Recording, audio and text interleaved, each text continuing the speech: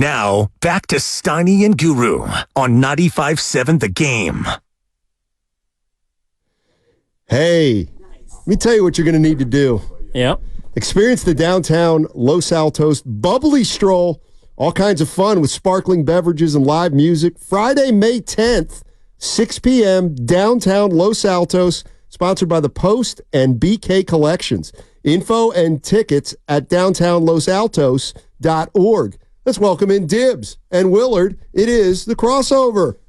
The handoff thingy is That's what FP called it, the new apparently, when I official was name. gone. Yeah. Do we have a baton? Handoff thingy. Nothing's official. That's true. Until we get the sponsor cutting the check. I'm also I'm nervous. I'm nervous right now. Why? Because over Dibs' right shoulder, NFL And also Network, your right shoulder. Oh. Yeah. Oh, see, I didn't even know that. Two screens Inside this studio. showing the same game. And it is the 49ers currently ahead of the Packers 14-13 with 5:45 to go in the third quarter. You're in trouble. And the Packers have second and goal. And even though I know how this is going to end, it still makes me nervous. actually forget. Did they score here? Oh, yeah. A touchdown?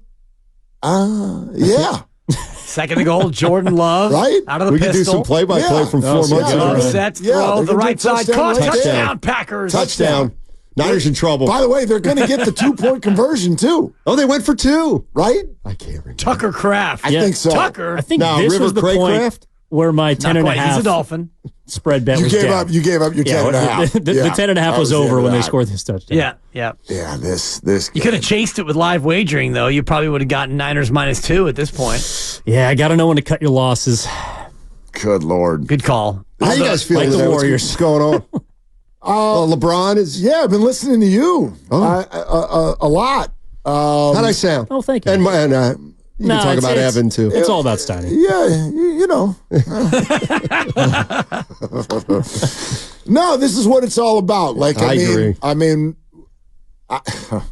I'm stuck in like what can happen before we get to what do we want to have happen, and that's actually something that there's no way to fix this in the NBA.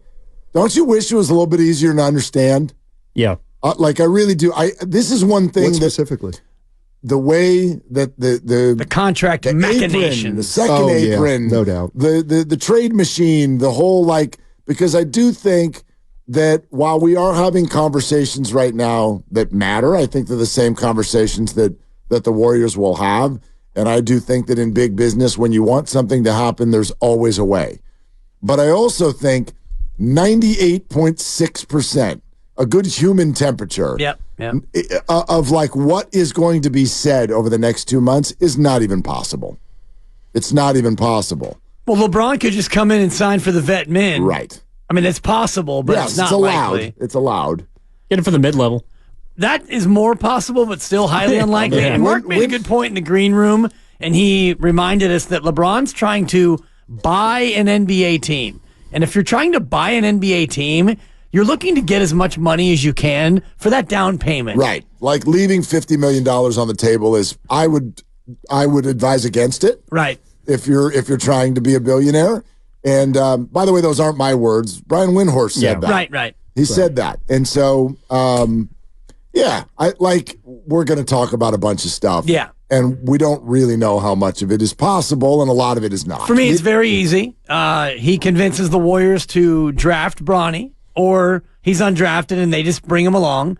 Bryce, who's going to be a senior, goes to Prolific Prep in Napa, one of the his elite other son. basketball, the better son. Yeah, he's pretty good. Bryce is 6'6". He goes to Prolific Prep. They live in Napa. LeBron loves the grape. And then LeBron becomes a Warrior and tries to get title number 4. You know what Does that like would be? the grape. If you bring in LeBron and 2 sons, you know what that is? That's a legacy offseason. Yeah. It is. Absolutely, positively true. It would be a legacy offseason. I think what we're talking about is just also an indication of the position the Warriors are in. I mean, the fact that we're discussing all these different names. You know, Marcus Thompson wrote about 8 possibilities, some via free agency, some via trade, most of which via trade. It's just because of the nature of the season, which was 3 things that I don't believe can happen again, which is you miss the playoffs, you foot the most expensive bill in NBA history, and you don't have a draft pick. Well, in all probability, you don't have a draft pick. 4% chance. Yeah, 4% chance. So, like, those three things cannot happen again. And that's why, whether it's LeBron or KD or Paul George or, I don't know, trying to swing a trade for who knows, everything is on the table because it feels like roster spot 2 through 15 is also potentially a question. Well, I would take all of those things and grant you that, and then I would get one item that's bigger, but it has overlap to the three things you just talked about, and I think it's actually what's going on here. For me, I'm going to remove the whole concept of the Warriors trying to win a championship, and I know that is incredibly difficult for people to do. I don't think that's what's going on here.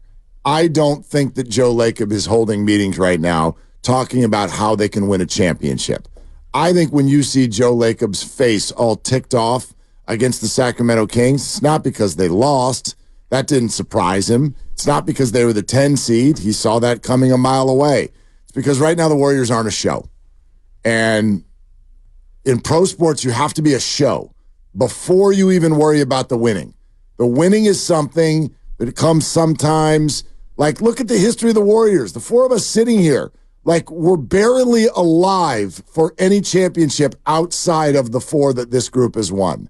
So the idea that, like, you get to do this a lot, you don't. You get to do this maybe once in your life if you're lucky as a fan.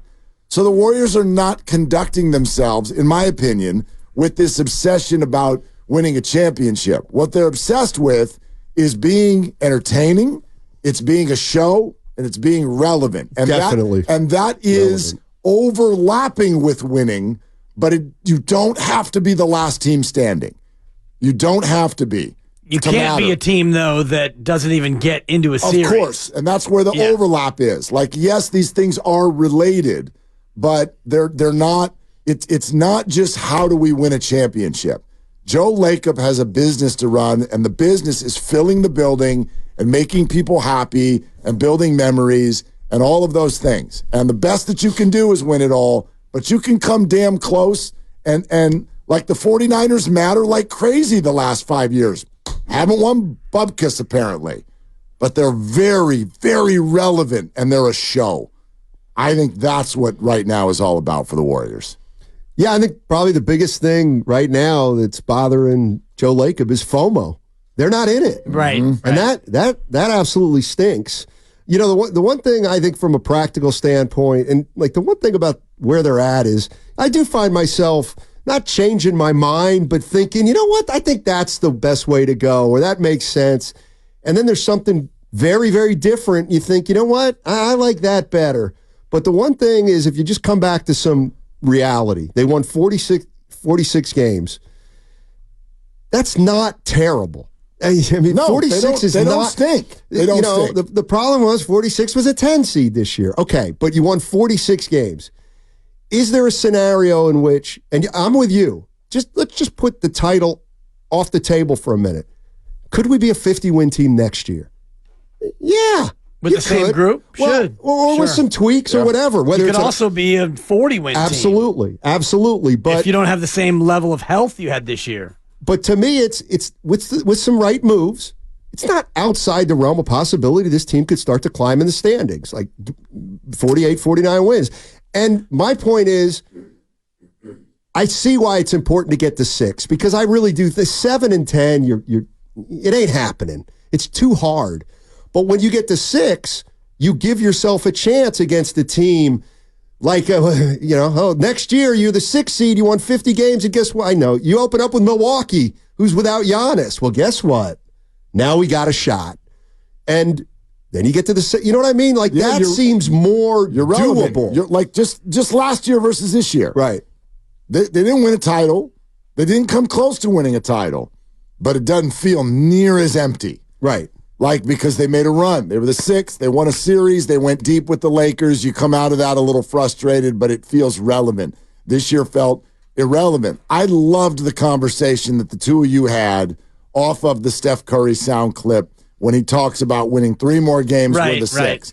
And I'm mindful as I'm listening to this, and I'm going, so what did the 6 do this year? Oh, They showed up, got swept, and they hate each other. Yeah. So Hate why hell. why are we trying to be that? But the reason it was fascinating is because of that. Like, we're fans, and the way we might look at a 6 is go, okay, that's still like not good enough. But the way someone's brain like Steph Curry's works is I'm great, and you're just giving me a shot.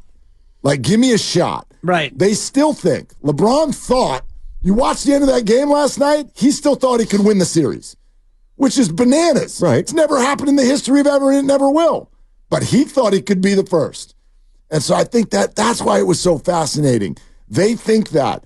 And then by extension, the organization is like, right, and that makes us entertaining and relevant, is to give Steph Curry a shot, give LeBron a shot. Let's see what they can do with it. Even if they can't do it, that's entertaining.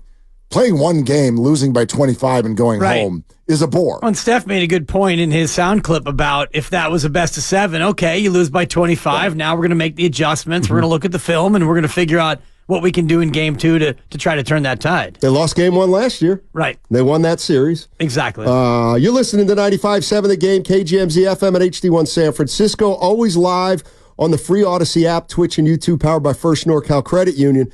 I know this is going to sound obvious, but there's also another big difference between moving to 6 and being 10, and that is there's only 5 teams better than you if you're 6. Right. In theory, when you're 10, there's 9 teams better than you. Like, the 6 is so much more doable, whatever that is, even if it's just a win around that. And to me, you get to 6, you lose. At least you got something, at least you got your young guys in there for a series. And I think you can more accurately assess how. Then when you say, well, we're a 6 seed, how can we get to Denver, Minnesota, and Oklahoma City? It doesn't seem so unrealistic. Yeah, I mean, I think that's what I missed most about the postseason was getting a literal gauge on how far you are. Whether you lose 4-1, 4-2, 4-3, whatever, you could say, okay, that's the gap between us. Now we're making multiple leaps between the play-in, playoff, but and I just don't know how you can realistically answer that question. Like, I don't think that they're close to Minnesota, OKC, or Denver, but someone could say, well, actually, this is how they match up, and maybe we could have a conversation. You got me thinking about the show aspect part of it, though, because someone like the Lakers, they're done, but they're going to be a show because of the drama, because of the soap opera that's going to surround someone like LeBron James. I wonder how much relevancy or being a show is also about just being in the media cycle, and that being the reason that the Warriors try and make a splash move. Because, I mean, obviously you want to win games, but part of it also, one of the best parts about the NBA is the offseason. It is free agency. It is who's going where, who's making what up. And I do think that Joe Lacob also understands the importance of that to being a marquee franchise. It's also the national games. And they have 29 national games this year, and they always are the league leaders because of what Mark's talking about. They are a show, but the act is getting a little bit tired now with Draymond's act of getting suspended constantly, and Clay sulking his way through seasons, and Andrew Wiggins going quiet, and the chef's got it all on his shoulders, and we've kind of seen this before. So I do think they need a little bit of a refresh, and the biggest refresh obviously would be bringing in LeBron James. Well, it's also just it's like a drug. It's like any of these guys who've achieved everything and then they won't retire. It's like, why are you still playing? Because you go back to what you just said. It's a FOMO thing. And I gotta think, and this is what I really wonder. So Lacob is sitting there right now, and he has been firm for a year. We're not spending that. We're not spending that money anymore. Right. All right. So now you go out in one game, and you just sit there, and you watch. Just watch all these great players, and you watch them move through the playoffs, and you sit there for a long month of May and a long month of June, and you watch all of this unfold, and you're still going to stick to that? You're going to patiently go, not spending money. He doesn't strike me as the type who really can do that. He might in the absence of other options, but I think that all these guys are addicts, and they're all addicted to winning and the show, the action, and the glitz and the glamour and the lights and the attention. This is a long stretch of no attention. And if he sees an opportunity, and he's going to have to spend for it. Right. But if that presents itself to get back in the limelight with the Warriors, I got a hard time believing that Joe's going to say, nope, let's be mature. I just don't see it. And I would imagine that the bean counters down there at Chase are already running the numbers as to what the presence of LeBron would net on the profit side. Because the cost, as you're mentioning, let's say they run it back and they're doing $400 million again.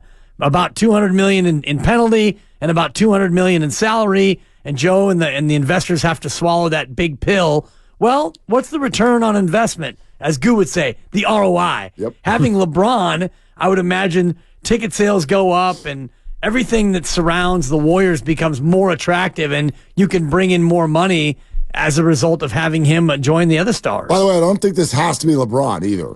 I don't think the conversation ends there at all. No, but I think I think Kevin Durant coming back to this team would be a show. I agree. I'd get a ticket. I would much rather have LeBron than Kevin Durant. Rather is fine. I disagree with you, and we can get into that. You sure can, But because you're wrong. On the list, I think I'm with Willard on this on one, the actually. list of I'm with Dibs. what would be a show? How many guys? Because that's where, like, when you get to the Markkanen and the Carl Anthony Not a Towns show. thing, Not a show. Whatever you might players. Good players. What's a show?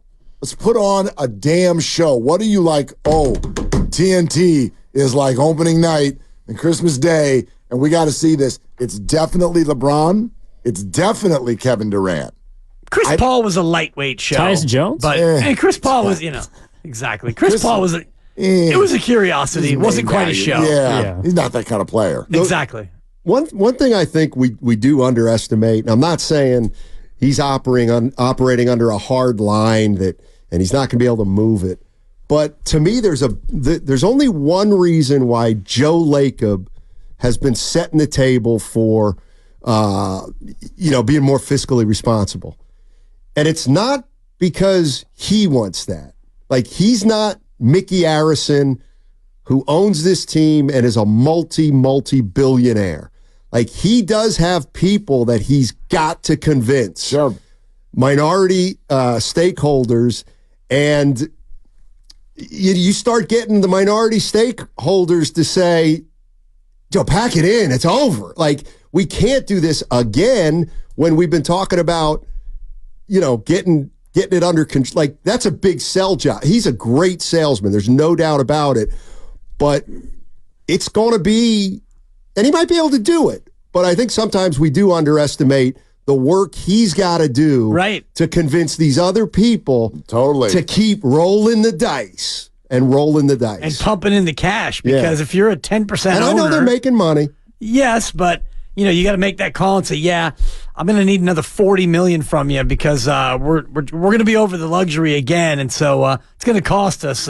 I can take a Venmo for that $40 million if you want. You can sell me. I mean, the Clay thing is so interesting too, because if you ask fans from an emotional standpoint, it's like, yes, we want to keep our players forever, and that matters to us.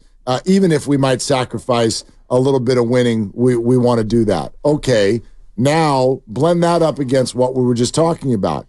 It's a show, and I believe everyone has seen this show 5 times over, and this is what happens. This is actually why I think it sounded like it did about Klay Thompson sometimes this year. It sounded so mean and negative, and it's just because that when it doesn't go well, you're bored.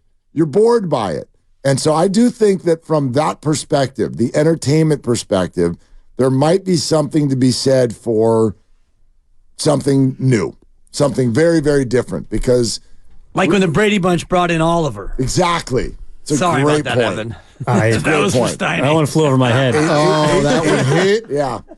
On in the 22% of bullseye. the audience got that. Sometimes you got to microcast and not broadcast. You narrowcast, and I did it. I'm in the minority here. And that was the equivalent of when Arthur Fonzarelli did the surfing and literally jumped over the shark, and it became the jump the shark meme. Great call. And say. Why do you guys think we haven't heard from Lacob yet? Or is that just commonplace for a team that doesn't make the postseason? Commonplace. What's he going to say? Because you can't answer any questions about specific players, because then you're going to get fined. If we ask him about LeBron James, and he says, "Yeah, we're going after LeBron." Well, that's tampering. He could 'cause he's assess still the under season, contract. though. I don't know. I guess I just kind of expected someone like Joe during the exit interviews to be available or be made available. Could be me. I think it could be an indication of his annoyance. I think it's or just displeasure. He's like, you know what? I'm still a little pissed. I don't want to say anything that I regret. Well, although he doesn't usually think that way. There's also two ways to answer that. You have heard from Joe. You have. You've just heard it through other actual human voices and faces that are the ones speaking for him. When Mike Dunleavy talks, you're hearing from Joe. When you hear the GM of the team talk about wanting to cut salary, you're not hearing from the GM. The GM doesn't want to cut salary. The owner does. So I think we've got his thoughts out there, but I also think what Joe is really good at, and boy, we learn this over and over again in life, right? This is one thing I aspire to be to everyone around me, is a person who under promises and over delivers. Do not be the opposite. Good Lord, our specific, right? Yep. Dibs, our show is... Are you saying he's more likely to do the opposite? Right. No like doubt. if he's going to spend money, he's not going to tell you that. Think of how you all feel about Farhan Zaidi for the last 5 years. Oh, I must have missed the point. Here's why. Because Joe Lacob was the guy that pointed to a banner and said, we need more of them. Yes. Right? But when it comes to the money, gotcha. remember, he said this last year too. And We're not doing 400 We're not million. doing 400. And then what did he do? 400. 400. Got the green light. Under promise, over deliver. If he came out and was like, we are looking to spend, we don't care about draft picks, second apron, or any of that stuff. F them picks. Yeah, exactly. You're just putting yourself in a really bad spot. So I'm not saying that he's full of crap. I think he's setting it up so that they can go either way. And I don't think they know where they're going. No. I mean, I'm sure they have an idea what's about available. I'm sure they have an available. idea about Clay. Right. Like they know better than us what's doable and what's not. But these players, they have a say. You could be like, well, we want LeBron. LeBron will be like, no. All right, well, that's the end of that. Same even with Kevin Durant. Doesn't Kevin have an opt-out? I think he's got a couple more He's got years. 2 more years left. I know, but I also saw, you mean down the line. does he have somewhere in there? And by the way, can Kevin and Draymond mend fences?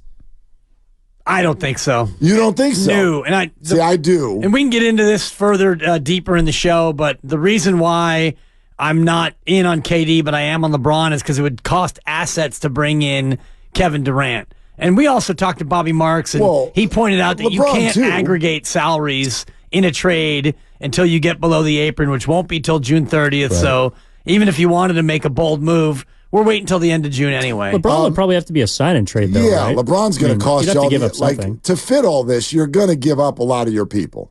Like that's just a fact. You're not getting one of these guys without a bunch of dudes heading out that door. If that's the case, then I would rather send a bunch of dudes for LeBron. Same for Paul George, actually. Right, but you probably can't afford him. He's going to be getting what, $50 million a year?